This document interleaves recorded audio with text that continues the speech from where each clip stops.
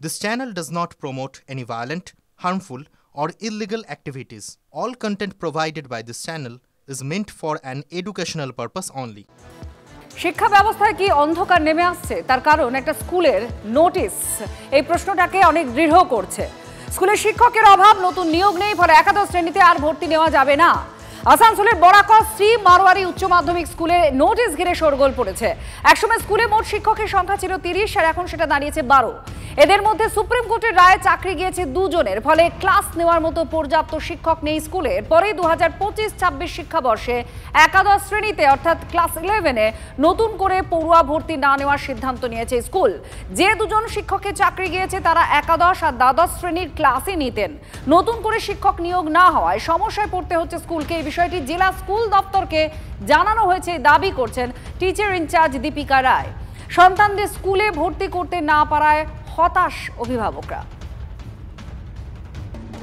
আমাদের না স্কুলে টিচার নেই বলতে আমাদের স্যাংশন পোস্ট হচ্ছে 36, কিন্তু অ্যাট প্রেজেন্ট আমাদের 12 জন টিচার আছে। 12 জনের মধ্যেও 2016 সুপ্রিম কোর্টের যে ভার্ডিক্ট আছে সেই অনুযায়ী ডিসেম্বর অবধি দুজন 2016। এবার তাহলে আমরা ডিসেম্বর পরে 10 জন থেকে যাব। তাহলে এই অবস্থায় মানে 11-12টা একটু চালানো একটুখানি মানে হচ্ছে, সেই এটাই সমস্যা আমাদের। তো জানিয়েছেন? হ্যাঁ, আমরা জানিয়েছি, काउंसिल जानिए, DIFS से जानिए। हम लोग कहाँ जाएंगे, गरीब बच्चे हैं हम लोग सर, यहीं पे पढ़ेंगे, 5 से यहीं पे पढ़ते हुए आए हैं। माध्यमिक पास किया है? Yes sir. 11 में क्या बोल रहे हैं लोग? एडमिशन नहीं ले रही है, TC दे रही है, बोल रही है कहीं और जाओ। स्कूल में बोल रहा है कि एडमिशन नहीं होगा इस बार तुम लोग का। हम लोग का क्या करें अब, हम लोग थोड़ा लो क्वालिटी का है ना। 11 में एडमिशन ही नहीं हो रहा है। क्या बोल रहा है? बोल के स्कूल में टीचर नहीं है पढ़ाने के लिए, इसलिए नोटिस दे दिया गया है। तो आप लोग टीचर लोग क्या बोला? बोले कि एक ग्रुप में मैसेज आया था कि अब एडमिशन नहीं होगा और यहाँ पे बंद कर दिया गया है। আর শিক্ষক নিয়োগে কিছুতেই মামলার গেরো কাটছে না। এবার প্রাথমিক 2022-এ সেই নিয়োগ প্রক্রিয়া নিয়েও হাইকোর্টে মামলা। হাইকোর্টের দ্বারস্থ national institute of open schooling থেকে DLED পাশ করা শতাধিক চাকরি প্রার্থী নিয়োগ প্রক্রিয়ায় অংশ নিতে চেয়ে তারা মামলা দায়ের করেছে। সুপ্রিম কোর্টের নির্দেশ মানছে না প্রাথমিক শিক্ষা পর্ষদ, অভিযোগ মামলাকারীদের। সুপ্রিম নির্দেশ অনুযায়ী DLED পাশ করা প্রত্যেকেই নিয়োগ প্রক্রিয়ায় অংশ নিতে পারবে, কিন্তু পর্ষদ সুযোগ দিচ্ছে শুধু সুপ্রিম কোর্টে মামলাকারীদেরই। অভিযোগ NIOS থেকে DLED পাশ করা চাকরি প্রার্থীদের। 5ই জুন এই মামলারও শুনানির সম্ভাবনা আছে। আরো দুজন চাকরিহারাকে এবার পুলিশ তলব করেছে, মেহবুব মণ্ডল আর অমিত রঞ্জন ভূঁইয়া। এই দুজনকে পুলিশ ডেকে পাঠিয়েছে। উত্তর বিধাননগর থানায় হাজিরার নির্দেশ। 15ই মে বিকাশ ভবনে অশান্তির ঘটনায় ফের তলব। আজই থানায় হাজিরা দিতে আসছেন মেহবুব। এবার পরের খবর, সেটা অনুব্রতকে নিয়ে। কারণ অসুস্থতাকে ঢাল করে দুবার পুলিশের তলব এড়িয়েছেন অনুব্রত মণ্ডল, আর কৃষ্ণ মণ্ডলকে 5 দিন বেড রেস্টের পরামর্শ দিয়েছেন চিকিৎসক। প্রেসক্রিপশনে অনুব্রতর শুকনো কাশি, জ্বর, ফুসফুসে সংক্রমণ, শ্বাসকষ্ট এই সমস্ত উপসর্গের কথা উল্লেখ করা হয়েছে। আজ কি তাহলে করোনার পরীক্ষা করাবেন অনুব্রত মণ্ডল? কারণ এই সমস্ত উপসর্গর কথাই বারবার করোনার ক্ষেত্রে হয় বলেই বলা হচ্ছে।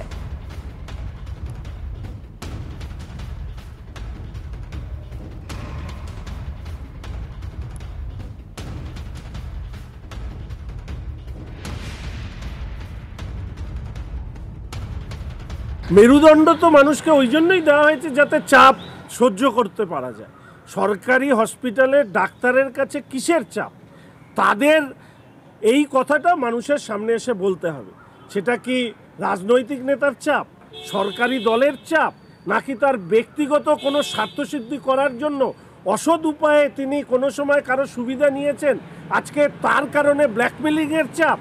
ফলে এটা ডাক্তারবাবুরা বলবে। তবে চাপের কারণে আমি কোনো মিথ্যে নথি দিচ্ছি, এটা তো সরকারি স্তরে মানা যায় না। ফলে এক্ষেত্রেও তদন্ত হওয়া উচিত বলে আমি মনে করি।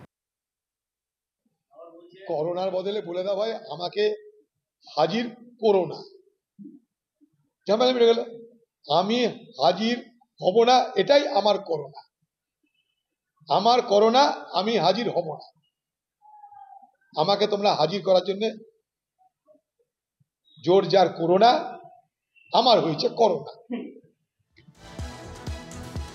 এবার অনুব্রতর সাগরেদ বিক্রমজিৎকেও তলব করেছে পুলিশ। বোলপুরের আইসি লিটন হালদারকে শাসানি আর তাকে থানায় তলব করা হয়েছে বিক্রমজিৎকে। ইতিমধ্যে বিক্রমজিতের মাথা থেকে হাত তুলে নিয়েছে তৃণমূল কংগ্রেস। আইসিকে শাসানির অভিযোগে টিএমসিপি জেলা সভাপতির পদ থেকে তাকে সাসপেন্ড করেছে দল।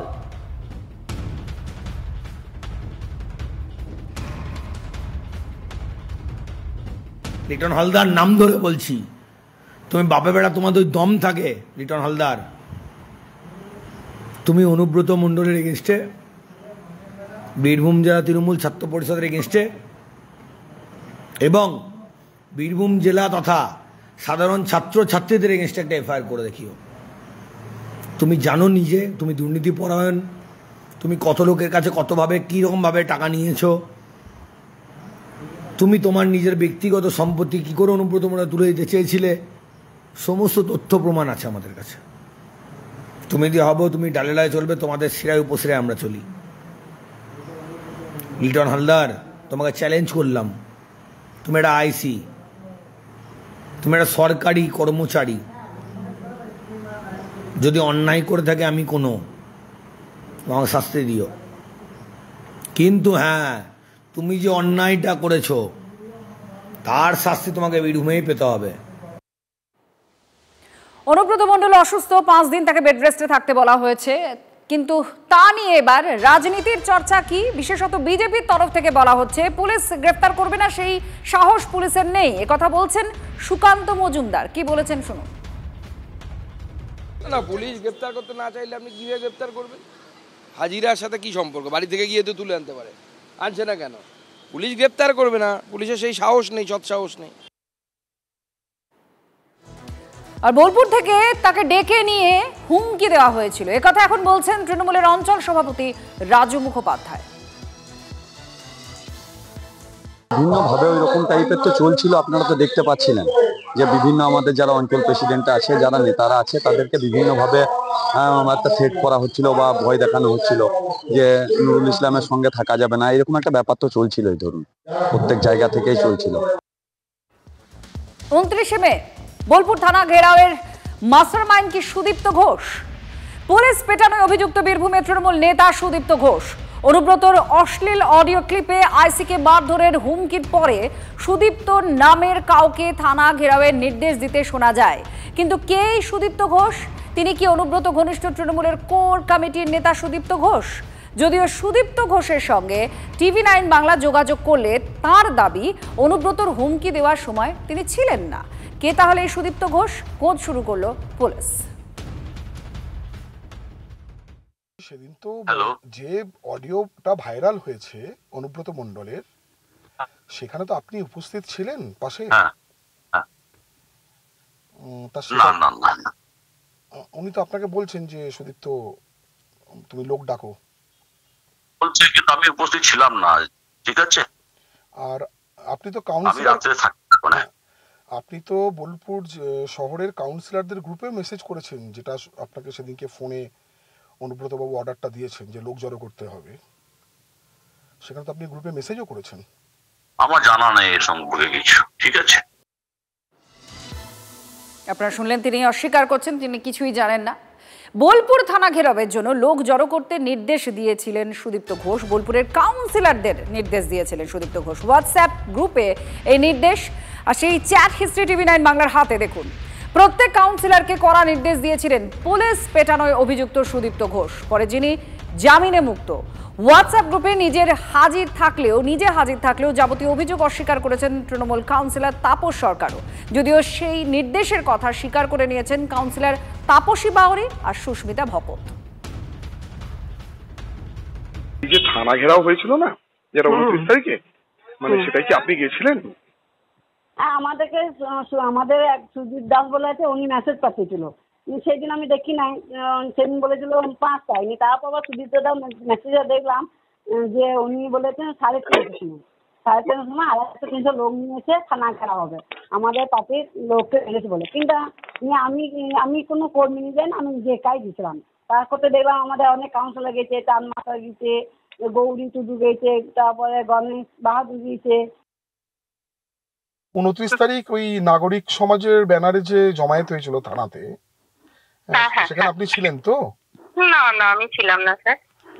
আমার খুব শরীর খারাপ, আমি বিছানায়, আমি ছিলামই না এবং আমার কেউ যায়ও নি। সুদীপ্ত ঘোষ মেসেজ দিয়েছিলেন, হ্যাঁ, কিন্তু আমার শরীর খুব অসুস্থ, আমাকে পানিয়ে আমার ওয়ার্ডের একটা ছেলেকে বলেছিলেন। আমাদের গ্রুপে স্যার মেসেজ ছিল, আমি হ্যাঁ ওনারই তো মনে হয় মেসেজ ছিল গ্রুপে স্যার। কি লিখেছিলেন যে ওই 250-300 ছেলে নিয়ে যেতে হবে?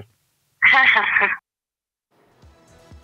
30 তারিখে যে থানা ঘেরাও হয়েছিল, আপনারা তো ছিলেন, আপনিও ছিলেন, এটা কি মানে এটা কি অনুব্রত মণ্ডলের ইনস্ট্রাকশনে নাকি সুদীপ্ত ঘোষ আপনাদের কাউন্সিলর? না, সুদীপ্ত ঘোষ অনুব্রত মণ্ডল কারোর ইনস্ট্রাকশনে না, এটা নাগরিক মঞ্চের ইনস্ট্রাকশন ছিল। বোলপুর নাগরিক মঞ্চ থেকে একটা বিক্ষোভ, কারণ হচ্ছে এই আইসি প্রচন্ড মানুষকে বিরক্ত করে দিচ্ছিল, কথা নয় বার্তা নয়, মানুষকে হ্যারাসমেন্ট করছিল, ঠিক আছে? এখানে কোন রকম অনুব্রত মণ্ডল বা সুদীপ্ত ঘোষ কেউ জড়িত ছিল না এখানে। আমরা আর আমি অ্যাজ এ কাউন্সিলর হিসাবে না, আমি একজন নাগরিক বোলপুর সাধারণ পাবলিক হিসাবেই ঘেরাও করতে গিয়েছিলাম, কারণ আমি এটাই বুঝেছিলাম যে না, এটা অন্যায় হচ্ছে, আইসি যেটা করছে সেটা অন্যায়। কিন্তু আপনাদের কাউন্সিলরদের যে হোয়াটসঅ্যাপ গ্রুপ, সেখানে তো সুদীপ্ত ঘোষের তার তো মেসেজ রয়েছে যে 300 করে লোক আনতে হবে। না, সে হোয়াটসঅ্যাপ গ্রুপে কি আছে সেসব আমি দেখে লাভ না, আমি গিয়েছি অ্যাজ এ নাগরিক হিসাবে গিয়েছি বোলপুরে। মানে হোয়াটসঅ্যাপে সুদীপ্ত ঘোষ মানে সুদীপ্ত দাও তো দিয়েছিলেন তো নির্দেশ যে কি দিয়েছিল, যে 300 করে ছেলে আনতে হবে, 250-300 জন করে? না, ওইভাবে কিছু ছিল না। মানে আমার কাছে স্ক্রিনশট রয়েছে আর কি আপনাদের গ্রুপের। সে আমি জানি না আপনাদের কি স্ক্রিনশট আছে দাদা, সেসব দেখে লাভ নেই আমার, ওইভাবে ছিল না। আর আমাদের ওইভাবে আমরা যাইও না, আমরা নাগরিক হিসাবে গিয়েছি আমরা।